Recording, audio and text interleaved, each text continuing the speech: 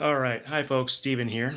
So, as promised, we're going to be going through some of my observations about this weekend's North American International Championship in Columbus, Ohio. We'll also be sort of going over, first of all, what actually happened at the event in terms of like any the actual events, sort of what I did there. And if we have some time later, we'll do some Q&A. I have a few, I guess you could say, show and tell items, so to speak. But just to review, over the weekend, there was a North American International Championship in Columbus, Ohio.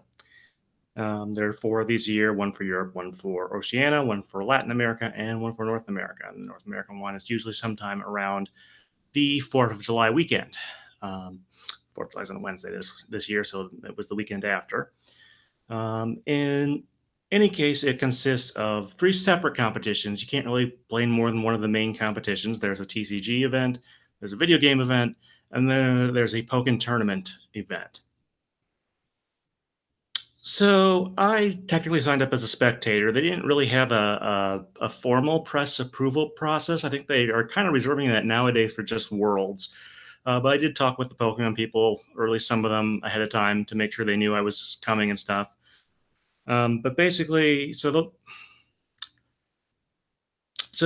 did sort of get that sorted out. So in any event, the thing started on Friday, went through today, and today we have all our champions. So today was a lot of fun. I got to watch a lot of really great finals. I think I have one written interview with one of the winners that I should be getting through. It's the guy, Thanks a lot, or Thanks Swalot, who won the Pokken tournament in the Masters division. Pokken is a little bit odd. It only has two age divisions, but in any event, I strongly encourage, even if you sort of forgot about the game or never even played it to begin with, I would actually suggest looking that up. It is on the Pokken Tournament Twitch page. I'm guessing it'll get posted to YouTube, officially or not, at some point.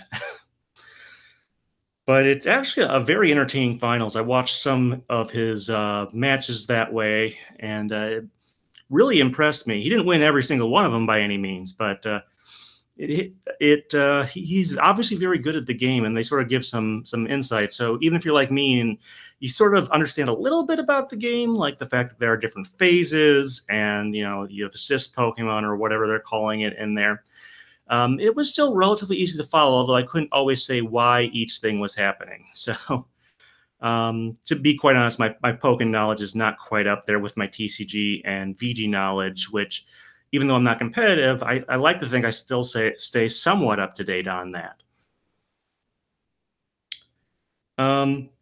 Let's see. As far as I did watch, I believe, all the TCG finals and all the VGC finals from the little area they had there.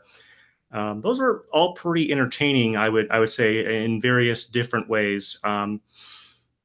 Let's see, there was the TCGs were all kind of semi-mirror matches. The seniors was almost literally a mirror match. These two people, not only did they know each other, but they also had virtually the same deck. It might have been identical card for card.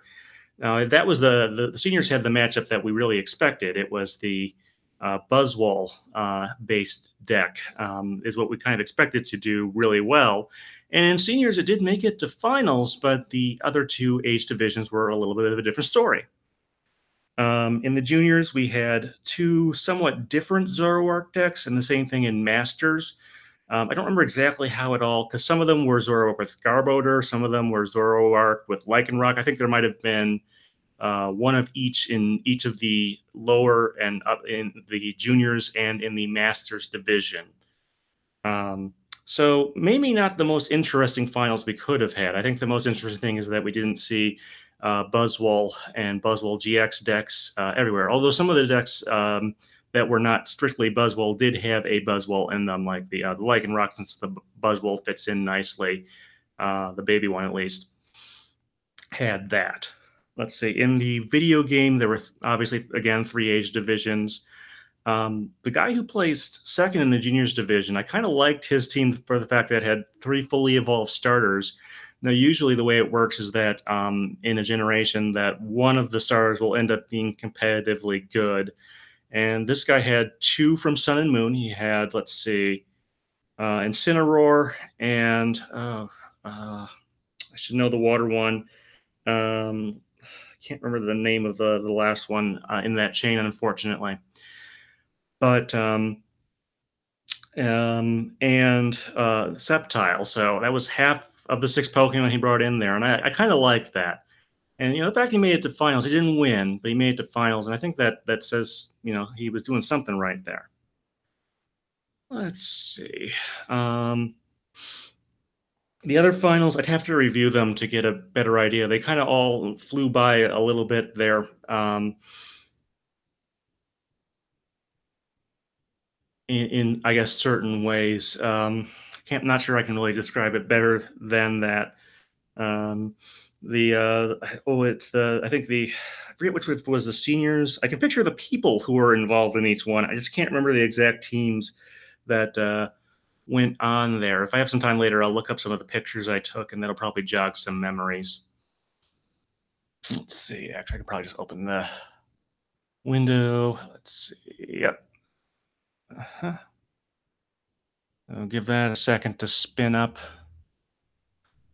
So, in case you're curious, the way I do this, when I have footage from an event, I use a portable hard drive to keep track, really, of everything that I do for the channel. It's just easier that way, and you don't have to rely on the hard drive in your computer, which is.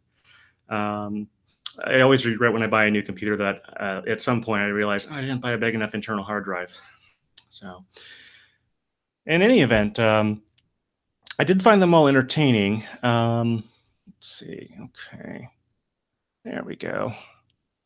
Let's see. I think there might be a way to show some of these here, but for the sake of it, let me just try and review the teams and see if I remember which game went which way. Let's see. So those are the folks there. It is, I guess, kind of nice that we had a female winner in the juniors TCG division. Um, it wouldn't be bad if the competitive play had a broader reach.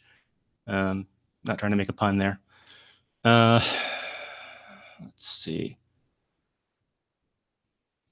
Let's see. Yeah, so in juniors, Kaya had the Lycanroc Zoroark deck, and then Benny had the Garbodor Zoroark deck. So Zoroark's still very popular. People thought it was done after, Forbidden Light came out, but in reality, it managed to live on, really, for the most part there. Let's see. We got, okay, that's the video game stuff. Like I said, this is one reason I take a lot of pictures on the last days, to make sure I can put stuff together. Let's see. Yep, that's still, I guess maybe I didn't get as many pictures as I thought of the other age divisions in TCG. I guess not. So can't quite talk about those. But VGC, I'm pretty sure I got all those things on that. Let's see. Yeah, there are other teams in the other age divisions I think were relatively close, or I should say standard to what you might see out there. Let's see.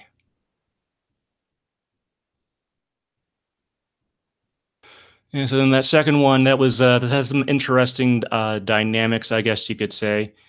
There was that double miss on Heat Wave from Enzo. That was a bit of a surprise statistically. I forget what the accuracy is on Heat Wave. It's decent, but not perfect. So, and that kind of set the tone there. Let's see.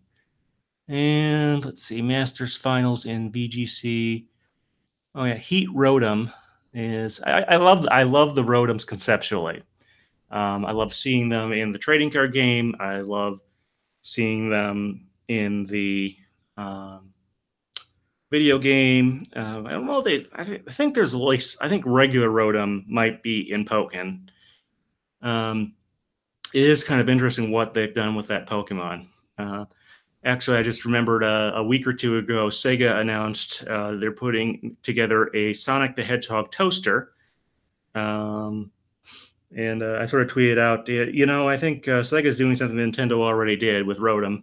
Not quite the same thing because there is no actual Rotom fan that you can buy that I know of. But anyway, I thought those were fairly entertaining, and I'll have some comments on my side of the events. But it seemed like the shows were pretty well run. I did especially like the African American guy that they had, not in the booth, but actually like on the stage in the Pokken area. His nickname is Hollywood. I didn't quite catch what his real name is. They definitely present Pokken a little bit differently than sort of the other ones. Obviously, they all have their own quirks because of the format the games are in. But let's see. But definitely there because of there's sort of an established style for fighting game commentary that is a little bit different, and it's they use like player nicknames there instead of necessarily their real names like they do in the TCG and the VGC. So it's pretty interesting. I do kind of wonder what's going to happen with the Pokken scene when Smash Brothers Ultimate hits later this year. That's one thing I intend to ask about in the interview with the tournament winner.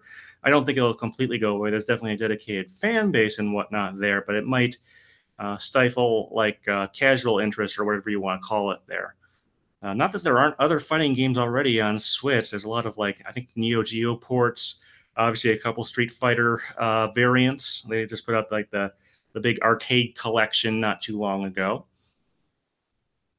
And and of course there's Ultra Street Fighter 2 that came out last year. So uh, pretty decent number of fighters on the Switch. So I'm sure Smash Brothers will sell well, probably better than Pokken DX has. But we'll have to see what happens there. I am somewhat interested in that. All right. So if you're wondering, well, gee, what did I personally do at the event this time around? All right. So the way it kind of works out is because a lot of my focus is on, who does well in the tournament, and that's not decided until Sunday. That gives me time on Friday and Saturday to do other things. So on Friday, I recorded an interview that I hope to have up next weekend with a cosplayer who had a really, really good Vaporeon costume. If you were at the event, there's a good chance if you were there on Friday, you saw her. She put a lot of effort into it, not just into the clothes themselves, but doing some, I would say, fairly advanced makeup things to sort of create a scale pattern on her face and whatnot. And she, you know, I think really well. She was playing in the video game competition, and I do have to say, nothing against the video game competition itself. It's probably the easier on you, not necessarily an easier field, but like less draining than the TCG, I would guess. But I think that as these tournaments have gotten longer, I think we've seen less cosplay at these things for whatever reason. I can't say that there's a total correlation there. It may just be as time goes on. Um, but I definitely get the feeling that there is unfortunately less cosplay. Obviously there's anime conventions which have grown immensely in the last 10 to 15 years. There are way more of those now. I'm hoping to go to. I should be going to GeekCon in Madison next month. I have to contact the folks about that and make sure I have my ducks in a row on that one. But we just don't see it as much as at the Pokemon tournaments, and I'm not sure particularly why that is. If it's the fact that there are more opportunities out there and things like that, or what. If you have any ideas, go ahead and give us a comment. Let's see. So when I wasn't interviewing that person, I had other things I did. Namely, I went through a lot of the side events. Now this is very slow on Friday because there just weren't. Most people were still in the main event until towards the end of the day when people would start dropping. Um, so it took a while. Like for example, the first thing I signed up for was a pre-release, which ended up taking probably over an hour to get filled. It wasn't quite as long as the wait I had at Midwest Regionals last month, where I spent several hours waiting for things to get through there because there's no participation. Well, there is a participation gap of some sort at any event because there's a little thing called a fire code, which exists for a very good reason. But you're not likely to hit it at most events. Most regionals do not cap out at a certain number of do not reach their practical player count. It's really just sort of the international tournaments, and then Worlds, of course, because it's invite only, is its own little thing there. So at the regionals, there were especially few, I guess you could say, free radicals, people who early in the day were able to go into a side event like that. Especially a sealed one seemed not to be as popular as sort of the standard expanded, which I have like one expanded deck that I use that I haven't bothered to update because they don't rotate the format. Uh, so I'm pretty far behind there and don't have a lot of interest in it. Let's see. But so I did a pre-release. I forget precisely which set. Don't think it was Forbidden Light. There was they sort of and their side events for the sealed events. A sealed event is just basically one where you get product as part of the event. So pre-release is the most common one, but there's also things like booster drafts, theme deck challenges, and things like that. But they sort of skipped around sets. I think most of it was maybe there was some. I guess there must have been some Forbidden Light in there. Let's see. Oh, Guardians Rising was used sometimes. So was XY Evolutions. I'm guessing they have some stuff stockpiled up and they want to use it. At least it's all relatively recent stuff that's definitely legal in, say, uh, one of the two main, either standard or expanded. So some definite value there. But the new thing I tried that I had never done before was a pack battle. So this is there are somewhat varying rules depending on where you do this because it's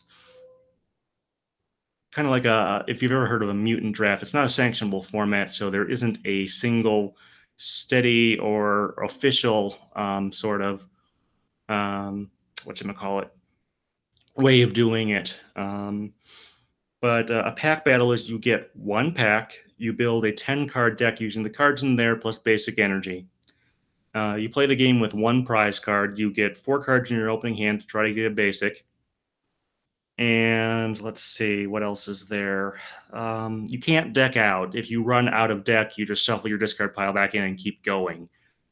Um, so I guess it definitely changes things a lot.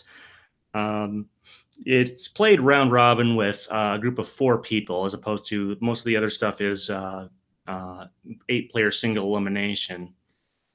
And it's kind of hard to describe. I think the first one I got nothing particularly great. Although the one of the ones I did on Saturday, I was very lucky. I think it was well, it couldn't have been Evolutions. It was some other sets. It must have been maybe it was Guardians Rising. I'm not 100% sure. But I got 3 high HP basic Pokemon in one pack. I got a Lickitung, Turtonator, and let's see the third one. Oh, it's a Passimian all in one deck, and I was able to make that into something. I did well, I was 3-0 in that one. So as you can imagine, very high degree of variability in there.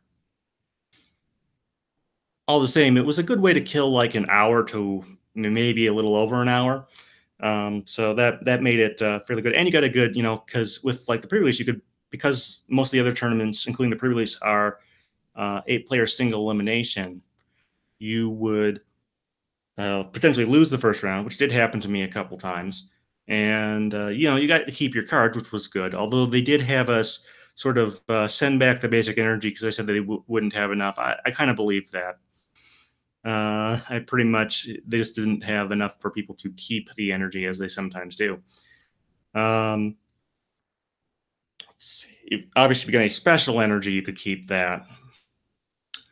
But it is a very different way to play. That might be kind of fun at a party or something like that. Like I said, it's a maybe not super indicative of that. Now, I should point out that some of these I think are played with mutant rules. So mutant evolution, there's different varieties. One of them is that you just have to match on type. So you can still do any legal normal evolution, like if you have a Cubone that goes to a Alolan Marowak, that's probably going to change type, but that's still legal in a mutant draft.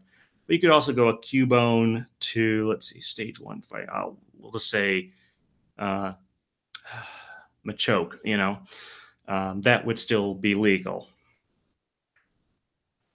And then there's also sort of like the just has to match on stages, which I think is sometimes used in pack battles, where they say, well, you have a basic, if you have a stage 1, you can evolve it. And that's how that one works out. Side events were actually quite a lot of fun. I'll admit I did a fair bit of promotion there with my opponents to sort of talk about the website, but also got to find out where they were from, which is a lot of fun to find out where, because there were mostly a lot of local people from Ohio, Michigan, Indiana. Hit a fair number of those. That's one thing I would kind of like to see. Nationals slash North American internationals has been in pretty narrow range, even compared to Worlds has, you know, which is, other than Hawaii, never been further west than the West Coast or further east than, I guess, Boston. Um, I would like to see North American internationals travel around a bit. I don't know what Pokemon's contracts are like there. But I think the one thing, the Saturday, they obviously had a lot more people inside events because people had dropped after not making the cut for day two. Because the way TCG normally works in a very large tournament like this is there's a day one. If you have a certain record or better, you make it to day two. Day two, you play a certain number of rounds, and the top 8 people go into a playoff, which concludes on the final day of the tournament. So obviously, a lot more people there. They kind of had a little trouble dealing with that on a couple of things, and I hope they can improve this for the future. One of those is that they were not keeping track of table usage correctly. So, for example, for the pre-release I went to first on Saturday, I was told to go to one table, but that table was already being used. So the person said, "Well, you probably just go to the next table," and I did that. Then I realized that wasn't being used for pre-release; it was being used for an 8-person, either standard or expanded tournament. So that wasn't what I was looking for either. And eventually, we got things sorted out. Was the communication from the people running the tournament versus the people who were, taking money and sort of running the registration list for each tournament. So that was a little odd. The other problem they kind of had is I think what happened is um, because you would purchase your way into a side event separately from actually registering for it. I think some folks um, and for various other reasons. But I think some folks probably purchased several at a time, intending to go through the loop several times. And I think this led to a situation in part, it wasn't totally responsible for it, excuse me, um, where the folks were, the line to actually register for events didn't fit neatly in the line for paying for the events. You would have, so what they would end up with, suppose we have normally we'd have the way it would work would be have right here would be where you pay for it. Here's where you register. The problem would be there would be a lot of people who need to register but don't actually have already paid for it in some form or another. So you ended up with this very odd thing where you'd pay for it, you'd have to get back out of the line and then go back to the end here. And they eventually did try to find a way to deal with that. Not sure precisely what they came up with, but that was confusing. And I'm sure they'll, I don't know, space things out more or have a better system for Worlds and for future events. I certainly hope so. So those are kind of the technical issues I personally ran into. Now, I did do well enough in some of these side events to pick up some tickets. The way it usually works is some of them you get a certain number of tickets just for signing up. Other ones you have to, each game you win, or in like the pack battle, you have to be the overall winner. And they had all these prizes. If you've seen my tour videos, you'll definitely know that there is a prize wall at each of these events, and you exchange tickets for various prizes that they offer. These are usually things like obviously various card products, but they also have plushes, various accessories, and things like that. I think they've even had like games and game systems sometimes, although I'm sure they don't push too many of those through. Even if someone is running the side events really the whole time, the whole weekend, I don't know, and you should probably have to pool with a couple people. But I did pick up something with my tickets. I ended up with about 40, which isn't a ton, but is some. So that was enough to get me this Brion plush. I still can't remember the name of the thing it evolved into. I can totally see it, but I can't remember the name off the top of my head. It's Poplio, Brion, and then something else. Someone's going to comment on that, I'm sure. I hope. This is a nice plush. I should say why I picked this one out. They had a bunch of different choices there. This one was exactly it was exactly 40 tickets. So That made that choice a little bit easier. The way it works is that like 10 tickets was like really the least you could get for anything. Um, and 10 tickets would get you a booster. And things sort of obviously went up from there. I forget how much it was for which thing. They had hats and other things. But I picked this one. I think I'm trying to refocus the channel, not so necessarily the blog itself. I still want to do um, other things on the blog sometimes. But I want to do more of a focus on creative aspects of Pokemon. And of course, Brion is this performing seal. I'm not 100% sure. No, or otter. I can't remember which one it is. Um, but that's one of the reasons I picked this. This will look nice in my office next to some of my other ones. Although I think eventually I didn't want another hat. So that's why I picked that one. Get a little bit of water here. Let's see. If you have questions, go ahead and post those in the chat. We are going to get to that segment in a little bit. Always like to get feedback. If you have any questions about the event, the channel, or my history with the franchise and stuff like that, always like to answer those questions. But like I said, part of the reason for doing this discussion is sort of show that even if you're not interested in the main event, so like if you go to something like Worlds, where you have to have the invite, if you're going with some friends and you don't have an invite, there's still plenty of stuff to do. And that's one thing I definitely like about this game is that they do find things, because of course there is a sort of diminishing number of players as the event goes on.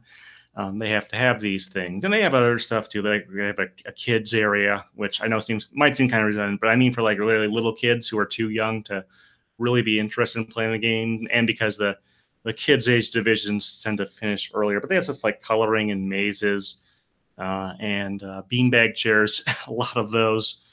And it's just a really good opportunity to socialize with people. Excuse me. Sorry about that. Outside of your normal area where you live. So I really recommend this. Now, in case you didn't know, I'm not going to Worlds this year. I have a work conflict and I'm busy that weekend. But if you're in the Nashville area, I strongly suggest that you head over and at least attend one day there. It's a Friday, Saturday, Sunday tournament, if I remember correctly, as well this year. I think you'll have a lot of fun. Even if you don't have to be a super player, a high skilled player. You do kind of have to be the win, but to have fun, that's, if the only person who has fun is the person who wins the tournament, that's probably not a very successful event. And you can still meet lots of great people and do trades and all sorts of stuff and sort of get involved in your local area.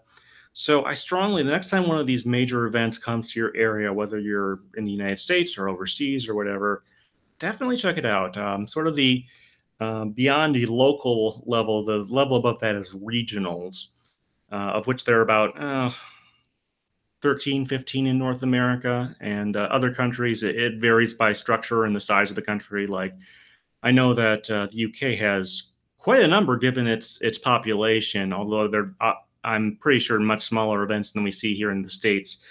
In the States, it does vary, but you'll probably get several hundred participants up to close to 1,000 versus an international thing. This is sort of the biggest one, but Europe is getting there, and I suspect that Latin America and eventually Oceania are going to start picking up there as well. I think I saw some footage from the Oceania international challenge or international championship that was held this year, and compared to the one I was actually at last year, it seems like they were using a bit more space there and had more people, which is good actually. Now, if you want to get involved in Pokken, they also, I think, tie in with some of the big fighting game tournaments there. So it's not just these events, but and it kind of gives you an idea. And I really recommend you check that out. Now, let's see here. I think what we're probably going to wind up with today, I'm going to talk about some of the cards I got this weekend. I didn't trade with anybody. I really brought very little to virtually none trade material. Just because I have so much to carry otherwise with my recording and equipment and all that fun stuff. So see, these are some of the more interesting cards. They're not necessarily competitively good or anything like that, but I did want to show them off. So if you saw my preview stream, you already know about this one. This is Let's see, Baby Buzzwole. Let's see, will it focus there? There we go. So this is one of the ones I got for my spectator badge packs. If you bought a spectator badge, that was mainly to keep the number of walk-ons manageable. But they did give you a couple packs for your money because you may remember tracing back to 2016 Worlds. They had that problem where they ran out of space and they had to shut out spectators, which I do blame the Pokemon Company, at least in part, for. But they have tried to sort of better plan these things out that way by using this system. Let's see, what else did I get? I got a very nice little Charizard EX. I kind of wish I'd used this in whatever event I was in. It does have a 3 colorless attack cost. Let's see, get that in focus. There we go. Wing attack for 60. So even if I didn't use fire in my deck, it would have been worth something because it is a basic. I kind of forgot that about EXs, that they were always basics, as opposed to GXs, which are whatever natural stage they are. Still kind of getting used to that. Since I don't do competitive play, I'm not as familiar with those mechanics. Let's see, a couple other good ones I got. A little Ninetales GX. I think it has kind of fallen out of favor, but there's definitely a chance we'll see more from this card. Let's see, focus. That's always fun. Well, there we go. Let's see. I just really like this one, and this is where the GX thing kind of throws me off. This is an evolved Pokemon. It evolved from Poipole, and so I finally figured that one out a while back. So let's see. There we go. Let's see. I got a break card from one of the XY sets. Remember they were doing those. So here's Machamp Break. And one of the cards in the XY Evolution set is, well, it is a reprint of a previously existing card, but it is, being musically inclined, I couldn't help but notice this one. This is Imakuni's. Notice how the name ends with a question mark, Doduo. And of course, most Westerners would probably only know that name from the trading card game for Game Boy and the few trading cards that he has appeared on over the years. This is a joke card. In fact, even in the pre-release format or some other type of seal format, you're not allowed to use it because it's one of the Pokemon Power. It even changes to an ability. That's interesting. Tells you to throw the card as hard as you can, and the attack, you're supposed to sing a song, and then when you finish, that's when the 30 damage happens. So this is an obvious kind of joke card, and you're not allowed to use it. Although there's no marking that specifically. Oh, it does say that right at the bottom there. Let me see if you can see that. Yeah, if it'll focus. There we go. Right at the bottom in red there at the bottom of the card, it says that you can't use this in official tournaments. Yeah. I don't know. Would you want to see more quote unquote joke cards like that? I'm not sure myself. But yeah, so that's most of what happened this weekend. So as far as future interviews, I think the Pokemon one is it's not done yet. I have to send the questions. They just go back and forth. It's a written interview. The cosplay interview seems to have gone well. I will try to get that together and get that up by the end of next weekend. But yeah, overall, I definitely enjoyed my time. Would have liked to have probably secured a few more interviews, even if they're just of the written variety to go on there. You never know exactly what's going to unfold at these tournaments, so you never know how good the story is going to be. But still definitely worth my time. And I wish I could go to Worlds this year, but just like I said, my schedule just doesn't allow it. But I do I do hope they announce the dates for some of the next season's international championships relatively soon, because I'm always looking forward to those. In the meantime, thanks for watching, and hope you enjoyed. All right, thanks.